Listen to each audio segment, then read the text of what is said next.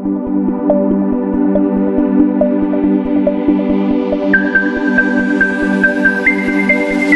दोस्तों, welcome back to our channel movie for explain.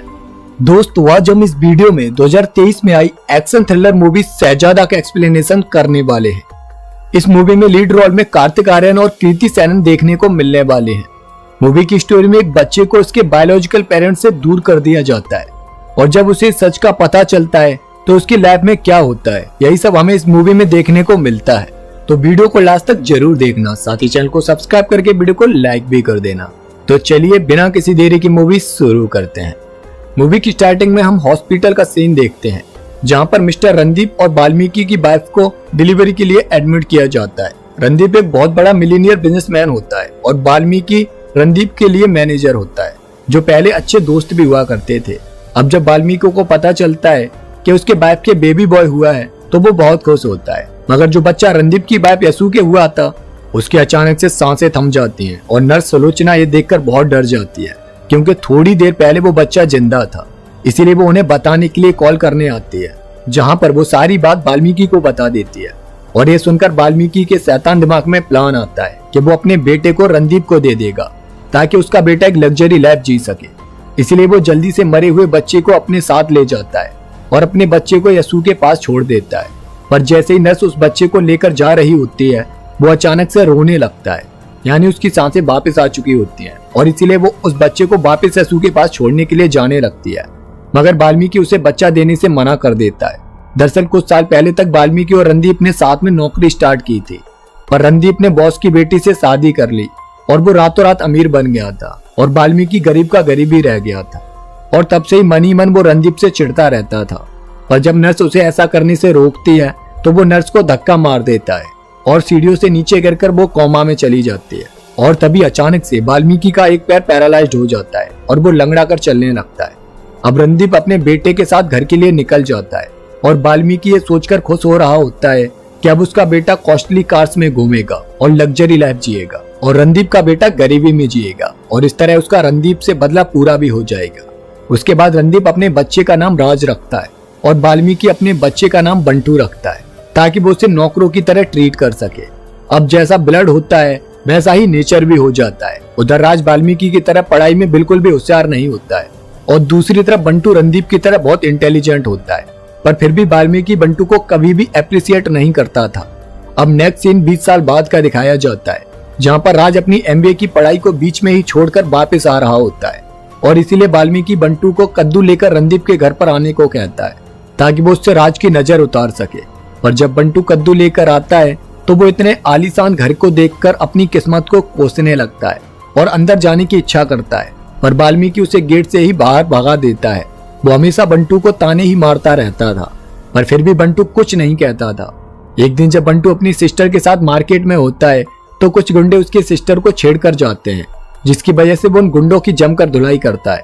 उसके बाद बंटू इंटरव्यू के लिए जाता है, जहाँ पर वो इंटरव्यूअर को बताता है कि वो हमेशा सच बोलता है, जिसकी वजह से उसके डैड हमेशा प्रॉब्लम में आ जाते हैं। मगर वाल्मीकि भी हमेशा उसे ताना मारने और परेशान करने की कोई भी वजह नहीं छोड़ता था। इतनी दुख भरी दास्तान सुनकर इंटरव्यूअर भी सैड हो जाता है और जब वो HR से मिलने जाता है तो HR वो ही लड़का होता है जिसे उसने अपनी सिस्टर के साथ बदतमीजी करने के लिए मारा था। पर यहाँ भी बंटू उसे डराकर अपने ऑफर लेटर पर साइन करा लेता है और जॉब ले लेता है। हालांकि उसने बंटू की सिस्टर को नहीं छेड़ा था, उसके दोस्तों ने छेड़ा था। उधर रणदीप की कंपनी की हालत कुछ ठीक नहीं चल रही होती है और बैंक ने भी लोन देने से उन्हें मना कर दिया होता है, क्योंकि उनके ऊपर काफी कर्जा होता है। साथ ही उनका बेटा राज एक तरह से बिल्कुल भी निकम्मा होता है, वो उनका काम भी नहीं संभाल पा रहा होता है। नेक्स्ट सीन में बंटू को अपनी कंपनी में एक लंबी टांगों वाली लड़की समारा मिलती है और उसे देखकर वो एकदम फ्लैट हो जाता है। पर बाद में उसे पता चलता है कि समारा उसकी ही बॉस है और सच बोलने की बीमारी की वजह से वो उसकी टांगों की तारीफ करने लगता है और उसकी वजह से वो उसे रेतीली इलाकों में भेज देती है, क्योंकि वो एक टूर कंपनी चलाती थी। इससे परेशान होकर जब वो समारा से कहीं और भेजने की बात करता है तो वो इस बार उसे बर्फीले इलाकों में भेज देते हैं। और उधर वाल्मीकि हॉस्पिटल में सुलोचना से मिलने आता है और वहां पर उसे डॉक्टर से पता चलता है कि अगर इसे होश आ गया तो ये 2 महीने से ज्यादा नहीं जी पाएगी। दूसरी तरफ बंटू समारा को इम्प्रेस करने में लग जाता है और वो भी उसे शायद पसंद करती थी, तो वो उसे अपने साथ ही रख लेती है। अब नेक्स्ट सीन में राज को पता चलता है कि यहाँ पर श्रीनिवास नाम का एक बहुत बड़ा गुंडा है और वो इंटरेस्ट पर पैसे का काम करता है। उसे पता था कि रणदीप की कंपनी घाटे में चल रही है और इसीलिए उसके बेटे जोरावर के कहने पर वो रणदीप को पैसे देने के लिए रेडी था, पर उसके लिए वो अपने बेटे जोरावर को उस कंपनी में पार्टनरशिप दिलवाना चाहता था। इसलिए रणदीप राज को इस ऑफर से मना करने के लिए भेज रहे होते हैं। अब रणदीप को पता था कि राज उससे बात नहीं कर पाएगा, इसलिए वो खुद राज को वाई ब्लूटूथ सब कुछ बता रहे होते हैं, पर वो कुछ फिर भी नहीं बोल पाता है। और उधर उसी होटल में समारा के साथ बंटू भी किसी लल्लू से एक डील करने के लिए आया हुआ होता है अपनी कंपनी के लिए। उधर राज के सही से बात नहीं करने की वजह से रणदीप को खुद ही ऑनलाइन आकर मना करना पड़ता है। तभी वो बंटू को वहां पर देखते हैं जो उस लल्लू के गुंडे को पीटकर अपना अच्छा सा लेक्चर देकर वहां से चला जाता है। उसकी हिम्मत देखकर रणदीप को बहुत प्राउड महसूस होता है, पर उन्हें क्या पता था कि वो तो उनका ही बेटा है। उसके बाद समारा के पेरेंट्स उसका रिश्ता लेकर रणदीप के घर आते हैं, जिसके लिए समारा बिल्कुल भी रेडी नहीं होती है। फिर भी दबाव में आकर उसे एंगेजमेंट करनी ही पड़ती है और ये सब बंटू देखकर बहुत दुखी होता है। उधर वो लल्लू मारपीट की वजह से पुलिस में कंप्लेंट कर देता है, जहां पर इंस्पेक्टर सतीश के पीछे वो लल्लू के गुंडों को फिर से मारता है और सच ही बोलता है कि उसने ही मारा है, पर उन्हें यकीन नहीं होता है, इसीलिए वो उसे वहां से जाने को बोल देते हैं। अब उसकी सच्चाई देखकर समारा को उससे प्यार हो जाता है और वो दोनों एक साथ ड्यूट करने लगते हैं। उधर श्रीनिवास रणदीप के ऑफिस में आकर उसे मारकर चला जाता है, पर तभी वहां पर बंटू और समारा आते हैं, जिन्हें रणदीप ने बात करने के लिए बुलाया था। वो रणदीप को घायल देखकर उन्हें जल्दी से हॉस्पिटल लेकर आते हैं, जहां पर बंटू को सुलोचना मिल जाती है, जिसे अब होश आ चुका था। वो बंटू को वहां पर वाल्मीकि की सच्चाई बताने की कोशिश करती है कि वो उसके रियल फादर नहीं है, उसका रियल फादर तो रणदीप है, और वो सब कुछ बंटू को बता भी देती है। यह सुनकर बंटू बहुत दुखी होता है और उसे वाल्मीकि पर बहुत गुस्सा आता है, क्योंकि उसने इतने सालों तक उसके रियल पेरेंट्स से उसे अलग जो रखा था। इतना बताने के बाद सुलोचना तो मर जाती है, पर बंटू गुस्से में वाल्मीकि के पास आता है और उसे जोर से स्लैप करता है, और उसके बाद वाल्मीकि को सारा सच बंटू को बताना ही पड़ता है। और तब वो बंटू से रिक्वेस्ट करता है कि वो ये बात रणदीप को नहीं बताए, वरना उसका बेटा महल से सड़क पर आ जाएगा। इसीलिए अपनी माँ की वजह से बंटू चुप रहने का ही फैसला करता है, और ये सुनकर वाल्मीकि बहुत खुश होता है। अब हॉस्पिटल जाकर बंटू को पता चलता है कि उसके रियल फादर रणदीप की कोई भी अच्छे से केयर ही नहीं कर रहा है, ना ही उसकी वाइफ यस्सु और ना ही उसका बेटा राज। साथ ही राज के मामा काशी बिल के नाम पर अकाउंट में झोल कर रहे होते हैं, और ये सब देखकर बंटू को बहुत बुरा लग रहा होता है, क्योंकि कोई भी उसके रियल फादर रणदीप के साथ नहीं था। अब नेक्स्ट डे बंटू वाल्मीकि से कहता है कि उसे रणदीप के घर में एंट्री लेनी है, ताकि वो वहां पर रहकर अपने डैड की केयर कर सके, पर इसके लिए वाल्मीकि उससे मना कर देता है। इसलिए नेक्स्ट डे जब डॉक्टर रणदीप को जल्दी ठीक करने के लिए बंटू को बुलाने के लिए कहते हैं, तो वाल्मीकि मना करने लगता है, पर फिर रणदीप के अंकल के कहने पर उसे बंटू को वहां आने के लिए कहना ही पड़ता है। अब डॉक्टर ने बंटू को इसलिए लाने को कहा था क्योंकि उसने उसके बेटे को किडनैप कर लिया था और उसे ब्लैकमेल करके घर के अंदर एंट्री ले ली थी। हालांकि असू भी उसे पसंद नहीं करती थी। अब बंटू उस घर में रहकर अपनी जगह बनाना शुरू कर देता है और उनकी प्रॉब्लम को सॉल्व करने की कोशिश करता है। तभी उसे एक दिन अंकल से पता चलता है कि उनका दुश्मन श्रीनिवास बहुत पावरफुल है, इसीलिए उसे पुलिस भी नहीं पकड़ती है। पर बंटू के कहने पर अंकल उसके साथ श्रीनिवास के बेटे से मिलने जाते हैं, जहां पर बंटू के पीछे वो उन्हें ह्यूमिलेट करके वहां से भगा देता है, जिस बात पर गुस्सा आकर बंटू सबकी बुरी तरह से धुलाई करता है। और फिर सबसे माफी मंगवाने के बाद वो प्यार से जोरावर से बात करता है, और साथ ही वो श्रीनिवास को भी धमकी देकर जाता है कि अगर उसने रणदीप की फैमिली को परेशान करने की कोशिश की तो वो उसे जिंदा नहीं छोड़ेगा। उसके बाद रणदीप के घर सगुन लेकर समारा के पेरेंट्स आते हैं, जहां पर बंटू समारा को गले लगाने लगता है और वो उसे उससे दूर रहने के लिए बोल रहे होते हैं। उसके बाद रणदीप को सिक्योरिटी देने के लिए इंस्पेक्टर सतीश आते हैं, जिन्हें बंटू बताता है कि वो रणदीप का रियल बेटा है और समारा उसकी गर्लफ्रेंड है। यह सुनकर वो शॉक में आ जाते हैं।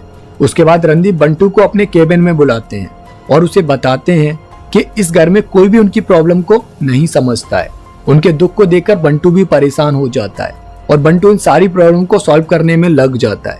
वो काशी की पोल अंकल के सामने खोल देता है और उनके सारे अकाउंट क्लियर करा देता है। उसके बाद बंटू हिम्मत करके यस्सु और रणदीप के रिश्ते के बारे में बात करता है और उन्हें उनके प्यार की अहमियत समझाने की कोशिश करता है, ताकि उनका रिश्ता सही हो सके। पर इसकी वजह से रणदीप बंटू को स्लैप करके गुस्सा करने लगता है, क्योंकि वो यस्सु के खिलाफ कुछ भी नहीं सुन सकता था। उसके बाद रात को रणदीप और यस्सु एक दूसरे से अपना दुख शेयर करते हैं और सारे गिले शिकवे मिटाकर एक साथ आ जाते हैं। यह देखकर अंकल को बहुत अच्छा लगता है उसके बाद नेक्स्ट डे फिर से जोरावर के साथ राज की मीटिंग होती है, जहां पर राज कुछ भी सही से बोल नहीं पाता है। इसलिए रणदीप बंटू को मीटिंग में जाकर डील करने को कहते हैं, क्योंकि वो खुद तो बीमार होने की वजह से जा नहीं सकते थे। पर बंटू ने बहुत अच्छे से वहां पर मीटिंग को क्लोज किया और जोरावर को अच्छा सा सबक भी सिखाया। इससे सारे लोग बहुत खुश होते हैं और वो रात को पार्टी भी करते हैं। और नेक्स्ट डे यसु ने समारा को बंटू के साथ देख लिया था और फिर वाल्मीकि ने उसे ब्लेम किया कि वो इस घर में समारा के लिए ही आया था। इसीलिए वो सबके सामने उसे धक्के मारकर बाहर निकाल देता है और बंटू इन सब के बाद भी चुप ही रहता है। उसके बाद श्रीनिवास काशी की बेटी को किडनैप करके रणदीप को ब्लैकमेल करता है कि अगर उसने कंपनी के शेयर्स पर साइन करके उसे डॉक्यूमेंट नहीं भिजवाए तो वो काशी की बेटी को मार देगा। इसलिए रणदीप अपनी कंपनी के डॉक्यूमेंट पर साइन करके उसे राज के हाथों श्रीनिवास के पास भेज देता है। यह देखकर काशी की आंखें खुल जाती हैं कि रणदीप कितने महान हैं। अब वाल्मीकि इससे डर जाता है क्योंकि श्रीनिवास के सामने राज कुछ भी नहीं था, वो उसे मार देता। इसलिए वाल्मीकि डरकर बंटू को फोन करता है और उसे बचाने के लिए कहता है। तब बंटू राज के पहुंचने से पहले ही श्रीनिवास के अड्डे पर जाकर उसके गुंडों को बुरी तरह से मारता है और एंड में बंटू श्रीनिवास को भी मार देता है और काशी की बेटी को जिंदा बचाकर ले आता है। बंटू को घर से निकालने के बाद भी उसने उनकी हेल्प की, यह सुनकर उन्हें बहुत अच्छा लगता है। और उधर अंकल वाल्मीकि को जोर से स्लैप करते हैं क्योंकि उन्हें सच पता चल चुका था कि बंटू रणदीप का रियल बेटा है। दरअसल जब नर्स बंटू को सारा सच बता रही थी तब अंकल ने भी वो सच सुन लिया था, पर वो इतने दिनों तक चुप रहे थे। यह सुनकर रणदीप की आंखों में आंसू आ जाते हैं और वो उसे गले लगाकर रोने लगते हैं और सबको बताने को कहते हैं। पर बंटू इसके लिए मना कर देता है क्योंकि वो नहीं चाहता था कि फिर से 2 बच्चों को उनकी माँ से जुदा कर दिया जाए। पर इतना सब करने के बाद यसु के दिल में बंटू के लिए प्यार आ जाता है और वो उसे अपना बेटा मानने लगती है और गले लगाकर उसे अपनी प्रॉपर्टी में हिस्सा देती है। पर बंटू ये सब लेने से मना कर देता है, पर यसु के फोर्स करने पर वो उन पेपर्स को ले लेता है। और उसके बाद बंटू की काबिलियत देखकर यसु राज को वाल्मीकि के साथ 5 साल तक रहने के लिए बोल देती है और बंटू को अपने घर में रख लेती है। और राज भी अपने रियल पेरेंट्स के साथ बहुत खुश होता है और बंटू रणदीप के घर रहकर लग्जरी लाइफ जी रहा होता है। और इसी के साथ इस मूवी की भी एंडिंग हो जाती है। तो दोस्तों आपको ये मूवी कैसी लगी कमेंट करके जरूर बताना, साथ ही चैनल को सब्सक्राइब करके वीडियो को लाइक भी कर देना। तो इसी के साथ मिलते हैं नेक्स्ट वीडियो में एक और सस्पेंस थ्रिलर मूवी के साथ। तब तक के लिए जय हिंद।